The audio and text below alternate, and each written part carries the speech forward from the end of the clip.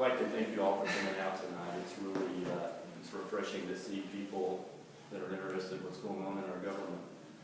We've been knocking on a lot of doors over the last couple of months, especially Stephen and I. We got a head start on the campaign. There's a lot of people that want to complain, but there's very few people that want to actually take part in the process of changing things. So thank you for being here. I'd like to thank Jay Edgar, the chair of our party. You know, the Libertarian Party in New Jersey is not that big, and without Jay, we wouldn't be operating at all. He runs the party for us. He puts in a lot of hours, his own time running our party. I consider him a friend and a mentor. He's been a tremendous help to me in getting my campaign rolling. Really appreciate his efforts. I appreciate these guys. It's just so refreshing to be with some younger guys that are interested in what's going on out there in the world as well. And they've really given me hope for the future. Definitely want to thank the family members that are here. My wife, and this is the first time I've met Stephen's wife, Jenny.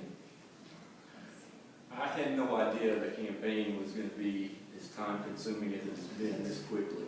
And it seems like we're out on the road 2 or 3 nights a week, and then we go out home and have some emails and some phone calls. So thank you so much, both of you. Ashley was here for putting up with us, and you've got, what, at least 5 more months of it left? I didn't feel comfortable with making a formal speech. That's not my style. I'm not as good as my friend Sean. I try to speak more from the heart. I moved to New Jersey 17 years ago. In that time, my property taxes have gone up 180%. It's not just the municipal, not just the school, not just the state. It's a problem at all levels. But in 17 years, 180%. It's pretty scary if you think about it. I'm just an average working person. I work at Princeton University. I've got a nice title, but the fact of the matter is I run a cafeteria. I get up a little bit later than Stephen. My alarm clock goes off at 3:15, but I work long days. I consider myself an average person. I was just sitting here earlier tonight, you're watching it, all these cars go by, people, going home from work. That's what I am, not a politician. Really didn't want to be a politician. I got into the race. I sent Jay an email back when the presidential campaign was really going on last year. I was interested in helping somebody out this cycle. And it turned out we didn't have anybody. I became a candidate. A couple months later, Stephen came along. We were going to run for the assembly together. We started campaigning. And then at the last minute before our convention, Sean showed up, so I bumped up to the Senate seat. But it's really exciting to have a full third-party ticket in the 14th district. I don't know when the last time it happened. I guess back when Rabel and Lou and those guys ran. It's been a long time. And just looking around the state and past election results, it doesn't happen a lot. So it's really exciting to have a full slate. I think it's going to open up some doors for us with funding, some fundraising, some contributions. Just makes it easier having 2 extra people going out on the road with you and knocking on doors, and you can get more things done. I'm confident we're going to make a difference in the race. I wish I could predict victory, but I don't know if any of you have been reading the papers what the Republicans and Democrats have committed in funding for the 14th district. They both budgeted over $1 million apiece. Right now in my campaign account, I've got less than $100, so I'm going to be knocking on a lot of doors between now and November. I'm committed to the Libertarian core values that Stephen was talking about.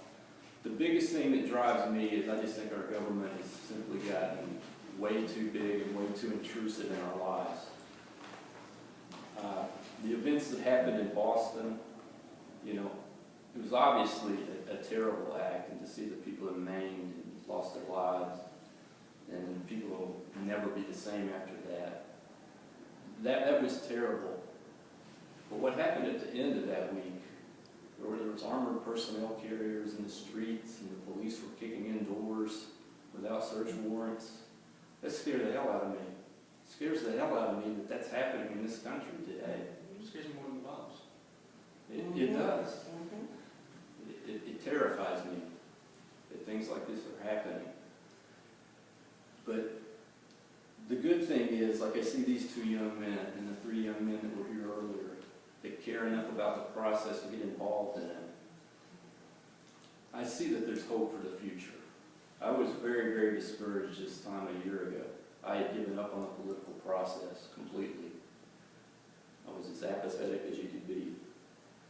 But I'm committed to taking the Libertarian message out on the road, spreading it as far as I can. It's been a great campaign so far. We have met so many people, great people, people who taught me very supportive, people that will be friends for life, and we've got a whole long list of people that are still waiting to meet. It's an exciting time. We're really looking forward to the challenge ahead. In my race, in particular, it's almost like I'm running against two incumbents, you know, Peter and Ursula coming out of retirement. So I've been spending a lot of time looking at voting records, and hopefully I'll have the chance to step up on stage and debate. You know, I don't know what the precedent has been for third parties getting into the debates, but I've got a lot of ammunition for some good questions I would like to ask them if I get the chance to do that. So that's all I have. Any questions of me? I don't know how you wanted to run this. These guys really put this event together, and I showed up here at the last minute tonight. So, well, we thought we'd take your questions, or if there's any comments you guys want to make as well, thoughts that you want to share. We'll have sort of like an open forum here.